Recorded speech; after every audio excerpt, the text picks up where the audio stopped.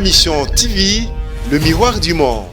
Mbote nabino bande kobozuli bako ya kolanda émission na biso ndenge tolobaka izalaka esengo tango tokuta na rapona kobeta masolo ya Congo bandeko na mikili ya poto bozali ebele na Canada bozali ebele na Belgique, na France, na Suisse, na Allemagne, bozali ebele na Afrique pona koloba na Sénégal, na Gabon, na Tunisie pona koloba pe isusu na bandeko bazwami na Congo central parce que bozali na ngambo na biso na République démocratique du Congo na pesimbote na bandeko na 26 provinces na Grand Équateur na pesimbote na Congo central na Sud Kivu Nord Kivu bandeko na biso bozali kona na biso na Katanga bozali ebele bolandaka émission na bino na 26 provinces ne tolobaka pe na Kinshasa tozali na 24 communes de bozali kona na biso émission to kondo les émission se déplacer ka vers ba invité na biso yango to benga yango plateau populaire amokolelo bandeko balandi tozali na commune ya Gombe wapi to kobeta masolo na oyo azali porte parole ya URCO oyo moko Union pour la réussite du Congo mboka kambamaka na bayi politique kasi esengeli to bape bango tango ba girara mboka ba utaka na ba parti politique ebele to ba yango zali ba parti politique malette bandeko balandi bazali na identité okomola kaka président parti ye moko so okoti na kati azaka na député moko za kaka ye mais okomona kaka kuna bana kasi mais parti politique yebani mais kende koluka bango baza na adresse te voilà bandeko balandi tolobaki ete esengeli to ba makambo zali koleka na mboka na biso boyokaki initiative ya les 13 personnalités ndenge bandeko FCCP ba telemeli yango mais na ngamba ba parti politique mususu bango bazali ko kanisa nini to kobeta masolo na o etali message ya inspecteur général de la finance o atali saki ndenge ni na ba rapport na e amoni ba gestion des fonds ya Covid-19 na ya banque centrale et ko poser problème bandeko balandi et ko sala passe tozoka plus de 5 milliards de dollars oyo ekotaka na poche ya bato parents bato baza koyebate Congo ezali konyokwama tolobaki te sengeli tobeta masolo kasi tobeta masolo pe pona koluka koyeba descente ya mokonza mboka na unique chef de l'État Antoine Félix Tshisekedi Tshilombo akenaki kokuta na étudiant kotala ba condition ya ba homme misala ndenge ezali kosala makuna na banzi ete ba étudiant baleki bakulutu pe baza kotanga bandeko na biso nyonso ndenge ni bayamba mokonza mboka tokobeta masolo na oyo azali porte-parole ndenge na hotel koloba ya URCO ezali allié à l'UDPS to bisabino ete to koyamba bandeko bolandaki ngai na yambaki bandeko ya FCC elobaki pe na bandi na binote eseke pe na yamba bandeko ya cash pe pona yoka bango donc awa tozali na Pancréas Iwaye voilà ndeko mwana mboka tozali na yo ezali esengo mbala liboso to yamba on émission na biso ezali elenge ozali ko bunda boye malamu nanu. Merci beaucoup. Botondi makasi ndeko Flavien émission na auto kundoleza émission to andaka chaque fois na bapoko atofandi penza to sepelaka nango en tout cas le longa moko na zili baku na répondre nango en tout cas naza na esengo vraiment esengo makasi puis ba sujet pour oponi eza ba sujet moko d'actualité en tout cas na CP makasi mais je vais rectifier eza Pancras Iwaye merci Pancras Iwaye voilà ndeko vous allez porter parole à URCO Union pour la réussite du Congo allié à l'IDPS un parti politique oyo botamisika après ba élection mais pour nani URCO aponi kozala pembeni ya UDPS aussi longtemps tout dans le pays na ba parti politique moi ebele na mboka na biso mais vous préférez ko soutenir mokonza mboka na vision na. En tout cas, il faut que c'est une bonne question. Question wana ezaka kabino mon côté. Moi mingi bato bazotu na kabiso pona nini kaka IDPS. Est-ce que ça parce que IDPS bazui bokonzi yango bokepa na bango konyo kwa mate bokika na parti na pouvoir. Konyo kwa matusa tout ça eza bongote. Parti ebotami, c'est vrai, na décembre année dernière, c'est-à-dire en 2019. Mais pona nini toponi ko s'allier na IDPS. Parce que Eza biso to soutenaka déjà on a soutenu chef de l'État déjà à l'extérieur. Net jeune parce que tout le monde qui vision à le peuple d'abord. Mais biso to lobaki te vision à le peuple d'abord. Eza na to loba moi étape nango et puis eza na parcours nango. Mais biso pe lokola ba jeune toza na peut-être des peuple d'abord te mais biso to bakisa o ya biso. Mais dans la ligne maîtresse, il y a le peuple d'abord. Il y a un lobby au service du peuple. Donc, oui, comprenez, Koto Bazar, le peuple d'abord, au métier au service du peuple. Il cause au service du peuple. Il cause slogan au service du peuple. En plus, ce que l'on dit bien, il y a Union pour la réussite du Congo. Mais parti botomisika mais parti malette hein? Est-ce que les lois Irko azali implanté est-ce que Irko bon boto bima bozan ba député bona ba député mais bozan na siège na habité mais ba parti ebelé tanga manga ba parti malette au moins président yemoko na bandimi na ye kozala mwasi na ye bana na ye nde ba cofondateur ya parti na kota mingi na songi ya parti politique na bino te kasi ezali pe mitona tourna la différence ni bozan ngo bino Irko na ba parti politique mosusu.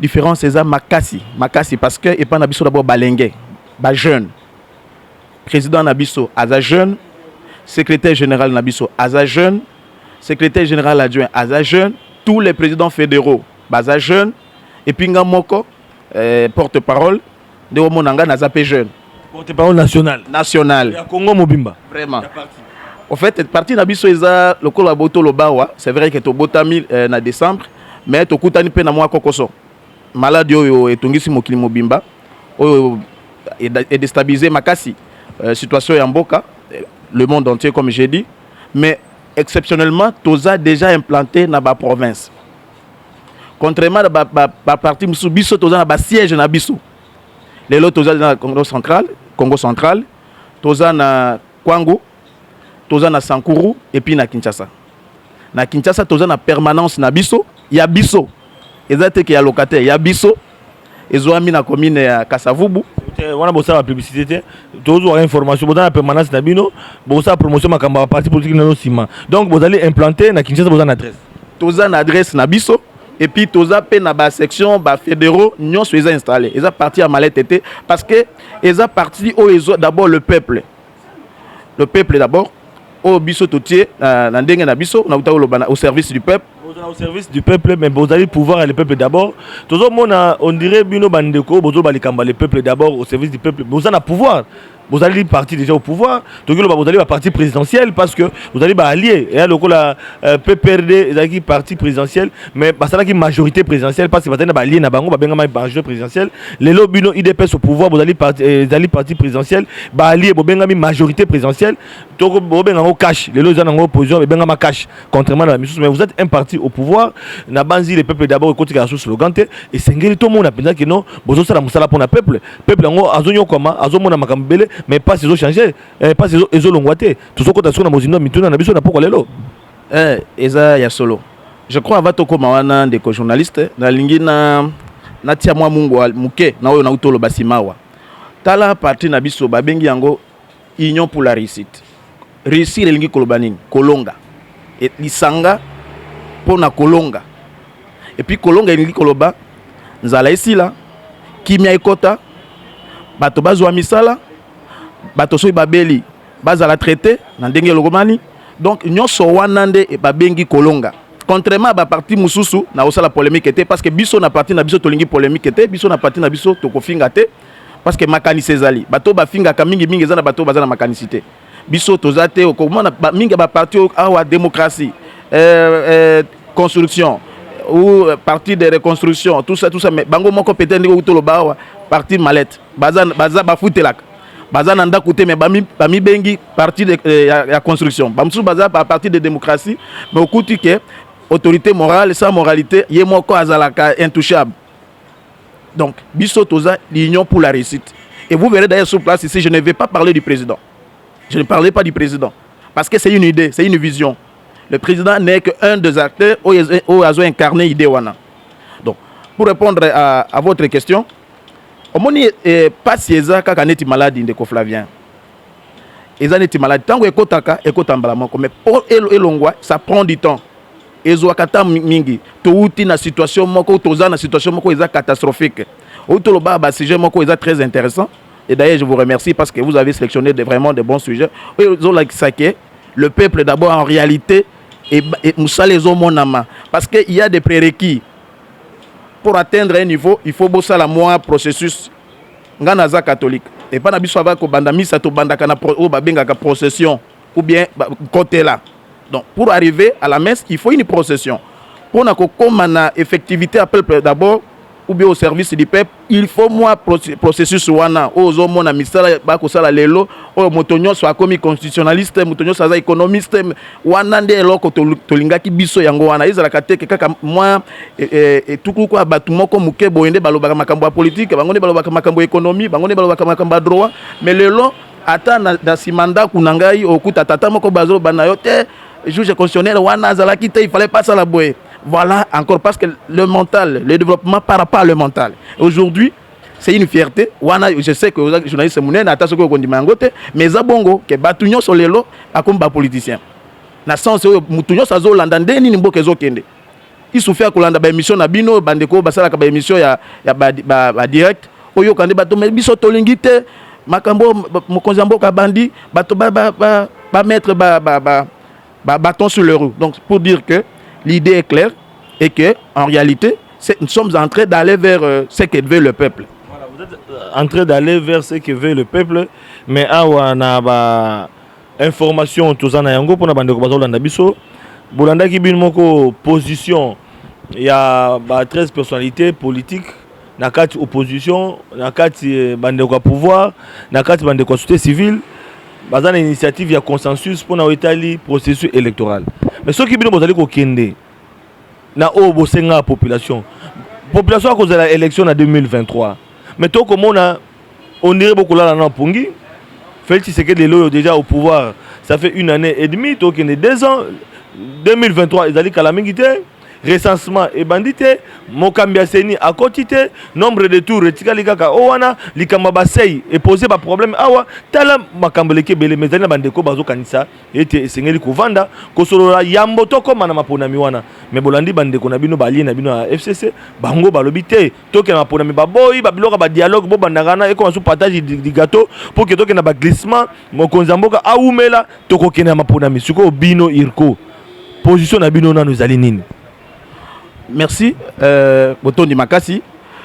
Ndeko journaliste, il faut que la question wana eza nanu na allié na biso d'abord IDPS à se prononcer na nous de manière officielle. Mutumoka se prononcer te. Cache pe loko là ba se prononcer te. Biso pe allié à IDPS de manière officielle de se prononcer te. Donc awa na kokike ko s'hazarder na nde biso discipline à partir na biso na répondre position à partir. Mais loko les amu tuna uti pa na yo.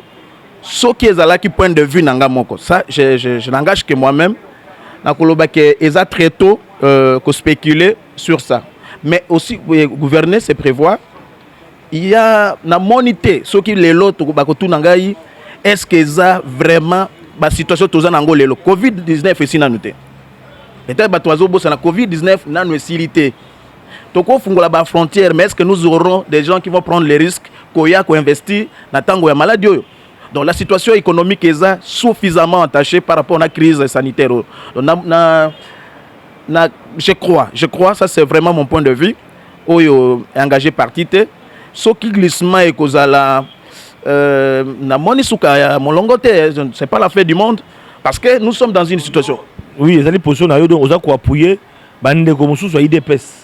Oyo ba bengi même na ba émission en direct ba bengi ba lobi ke ndeko Flavien to comme on a peu problème te président Félix Tshisekedi soki misolo ya organiser l'élection et mona ina noté soki seni assisté na ba préalable te recensement te a occupé ko vendre tout au glisser na biso et ça problème te parce que le président musupe ba glisser na bango donc yo peut aller na initiative to pe na makanisa ko engager yo et que soki président comme devant difficulté et sengi glissement to glisser na biso. Nalingi o rectifier moi mouké mais c'est journaliste rectifier moi mouké bandeko IDPS c'est un parti politique bandeko ba membre na bi ba cadre IDPS mais ba militant mususu ba na point de vue na bango oye bandeni so gaza militant parce que militant il faut la qui sa carte oye ba gaza militant IDPS c'est un parti munene je crois c'est le plus grand parti na RDC azana ba kambina c'est quoi IDPS c'est un parti munene c'est le plus grand parti na RDC wana ko boya ngote ngane na obité mais ba to Hollande ba contredire. Bon, mais tous la démocratie. On a tous la démocratie, bazan a droit de contredire, nga ko pekisa bangote. Je crois que bazan ba kambina bango, bo bazan na nini ya kopesa makanisi ya parti. Ndé moko pinanga ya wana FCB na porte parole maintenant nous parti se réunir pour statuer na likambo bango donc na ko se réserver na mais pesi makanisi yanga moko neti mon amboka neti acteur politique na lobby que est-ce qu'ils ont dépendre, est-ce qu'ils ont vraiment likambo ya président Fachi? Je ne pense pas qu'ils ont likambo ya président Fachi. Ils ont likambo ya réalité ya monde. bamboka minene net ba États-Unis yoka kike Trump alobi boye bato non eza pona sondage ka eza pona kaka sondage te malade eza toyebi te bato na biso professeur Muyembe au sala musala munene na équipe na ye ba pesina le biso te timing ata bato bazana poto ba obimisaka ba vaccin ça une grande avancée mais mutumo te ndeko Flavie apesi biso date obi vers peut-être décembre 2020 maladie écosile mais on nous dit que to mesanaka déjà ko vivre na maladie elingi kolobake eko longwa pandémie ezala endémique donc on monique les lois ils ont précipité kolobake non c'est la volonté d'une personne non c'est la volonté de la nature volonté de la nature ndé ko senga er moko ke soki to poussa na iko dépendre na volonté mututé parce que nature na makamna biso nyo tozaki yo peut-être ndeko Flavien na yebi ozana en dehors a ozaka na activité na yo mais na yebi ke za bloqué belé na yebi yango. Mais aux appels à clients, il faut devoir bango, mais ils doivent comprendre avec vous que ça ne dépend pas de vous. Ils ont par rapport à la situation. Ils ont des mots donc ils ont la tête volonté à mututer le nom président Fatinda Lingé, mais ils ont des nature. Gouvernement est en charge.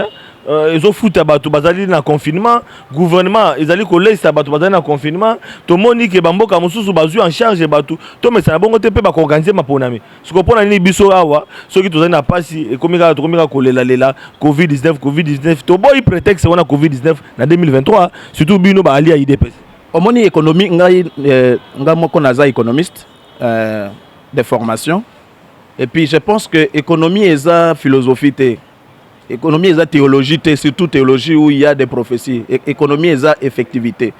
Wana ndekonanga moko na landa ki na plateau mo boyalobi la balabalisation de débat politique. Elingi kolobake makambo eza na nzela ya balabala toye nango na politique.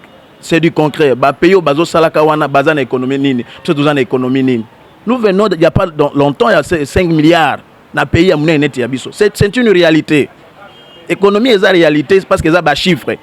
Na ba chiffre wana to uti na situation wana yo moko utopesa sujet na moko wana bato baleki l'état mbongo omoni individu mutu aleki l'état mbongo mais pour l'état zoa pesant de Flavien asala o zomona na États-Unis na France mais to ko poser pe question mais pour nani te to lobaka mais il faut to appeler na compagnie d'aviation net ya France ou bien Allemagne ou bien ya nini parce que nous n'avons pas la même situation économique ezaka kabisote tout na pe Brazzaville, tout na Rwanda, Burundi, Uganda, tout na bango comment est-ce qu'ils le font? Ce n'est pas seulement chez nous. Tous à peine biso tous à côté na chante tous na 9 pays frontaliers. Tout na nan bango na Centrafrique. Est-ce que bazo kabila bato biloko? Parce que biso to kanisa Afrique ezaka ka Congo. Oh tous na situation biso to yebike situation na biso ezo permettre tout ça makambo na te miracle ezate eza prophétie te eza likambo eza économie kitamboka eza bien géré te c'est ça la vérité. Alors mbongo ezalité tous allons dans la situation en Afrique, tout le monde voisin na biso à Congo Brazzaville, bamboka musu otangi, bango pe même difficulté na Covid-19, bien que na poto bango bazana économie mususu biso pe économie mususu. Mais comment bozo en économie to qui inspecteur général et à finance à Talisi tableau pour na kotali ça a été ba fond oyo ya ko gérer Covid-19 kota la banque centrale kuna zali désolation. Banque centrale qui va injecter 25 millions de dollars et seulement au Kita. Papa, tu vas changer les dollars na 14, na 13, lobby na ngozongi na 19. Tala bato ba na franc, ba ki ko somba dollars zo mona te bazonga bato. C'est-à-dire au moins même l'état yemoko anyokoli population na ye.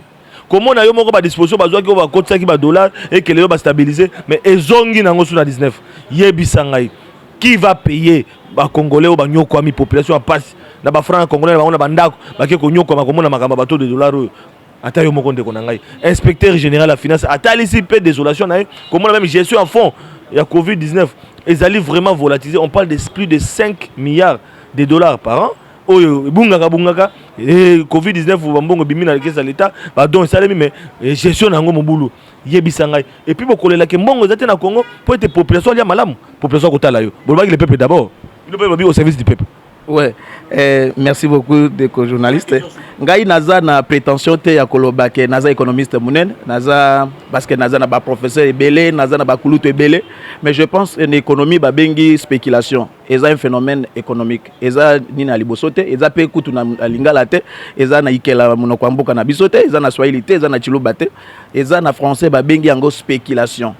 Donc la économie c'est une phase normale. vulnérable eza ndenge wana eza spéculation eza eloko ya sikate ezalaka pe bongo kaka et surtout que biso epa na biso secteur na biso ya bakambiste tous eza vraiment bien régulé donc c'est normal spéculation eza nango na économie monétaire soki otuni professeur Mabi parce que c'est mon professeur d'économie monétaire akoyebisa que spéculation na économie eza normal donc wana eza débat penza nini te.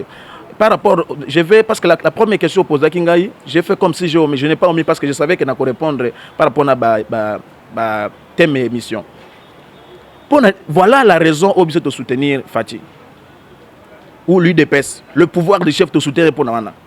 Les locaux Kandé, Congolais, inspecteurs, ceux qui ont tourné te belé de journaliste, est-ce que Bayebaka, que Nambo Kanabis, Tozanamuto, Babinga, inspecteur général de la finance, à quoi ils sont bien. Baokanisa kutu eza bauto bimisa poste ya sika nzo kande bato wana bazalaka utakala metala lelo omoni musala mais bazaki bato ba bureau peut-être bazalaka ba kutu na ba bureau te mais lelo avec le peuple d'abord on peut savoir que muto azo gérer Covid-19 moi maladie pas omona ki muto ya nani ya Ebola oyebi place aza siko donc c'est ça l'état de droit. C'est ça l'état de droit. Au biso to que avant peuple se retrouver il faut batunyo so wana dans service et la justice, à ce moment-là, le peuple va bénéficier. Alors, la gestion, il y a Mabé, il y a Bafon. Il n'est pas émission comme la Souka. Monsieur Yamabé, on a dit que pour nous changer, on a psychologue, pour nous changer, on a l'élo l'obité. Bisogno soit chaque jour une église. Mais moi oui ça a été que l'église n'a 80 sur 10. On peut dire raison à Kabila ou à l'obé que non, na sali union sommet, na courant ko changer l'homme té. Congolais d'aka compliqué. Na ko boya polémique wana ko sala na ancien chef de l'État, mais c'est aussi un échec sérieux parce que lorsqu'on a fait 18 ans on n'a pas changé Moutou, c'est un échec sérieux. Parce que nous sommes sali pour changer ne boza. Ils sont toujours changé parce que les Lolanda qui na landa ki klutu nanga imoko awa lobi mbongo ya l'État liaka ya kokauka.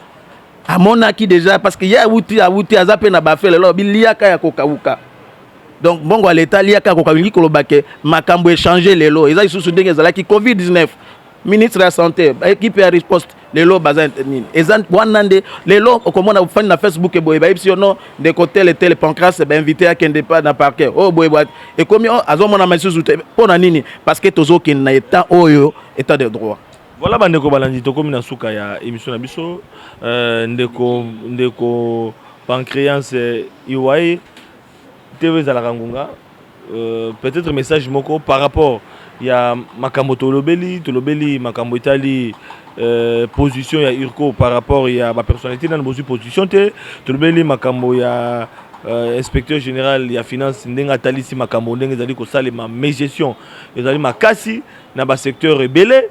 Kasi pona ko kabona na yo message moko pesa na ba congolais ou ba kolanda surtout pe na ba congolais ba zomi banda mboka et peut-être que lobile sous parti Irko et ko za la pe na mboka ba diaspora pour diaspora za potote même en Afrique donc beaucoup za la pe représenter na ba siège kuna wana ambition na biso parce que tu es que na loi électorale na modification la loi électorale peut-être on permettra à notre diaspora et à voter donc wana eza ambition à parti. Le premier message d'abord comme porte-parole à parti eza pour encourager les jeunes à adhérer à la partie. Au lieu de la politique à les réseaux sociaux, et prenons ces idées-là, pour canaliser en quelque part. Et si quand malamu ya canaliser ngo eza kaka na parti politique. Et puis parti politique ngo eza parti de jeunes neto ya biso qui avons comme devise le peuple au service du peuple. Et puis qui sont pour la réussite du Congo. C'est comme ça que je lance un vibrant hommage au collègue Sanga Mouké parce que monsieur est bilingue et pas ba jeune nyonso bilingue nyonso boya bo adhérer na yerko wana des partis na biso ba. Wana comme ngo comme c'est émission commerciale pardon ngani na invité ki bino bilingue boloba bo ça appelle titango koma wana na comme ko problème na commercial. Merci. Bon OK na yoki. Donc eza que vision na biso eza pour d'abord Batou et puis qu'on soutenir Mokozamboka parce que biso nyonso awa olinga te lelo tout le monde est unanime mais qu'il y a un travail qui est en train d'être fait c'est qu'on pensait hier net ces rêves comme on a battu mususu boye mon directeur du cabinet chef na prison même ministre tel boye ba interpeller lobby ezalaki inimaginable na mitoba congolais mais lelo est comme déjà effectivité je crois que tout ce que nous pouvons faire eza côté à maboko biso tous à la volonté bato bazo sala ba changer parce que makambo changer to bongwana. Voilà bandeko balandi tokomi na suka émission na biso ya solo tolobaka TV za radio te tozwaki ngonga kolobela descente ya mokonzi mboka te na université ya Kinshasa na basi na mikoloko ya tokolobela yango mingi masolo na biso ebetaki maki na otali mai politique ya mboka na biso tokutani lobi na invité mosusu pona obeta masolo ya Congo poko elama na bota na bino.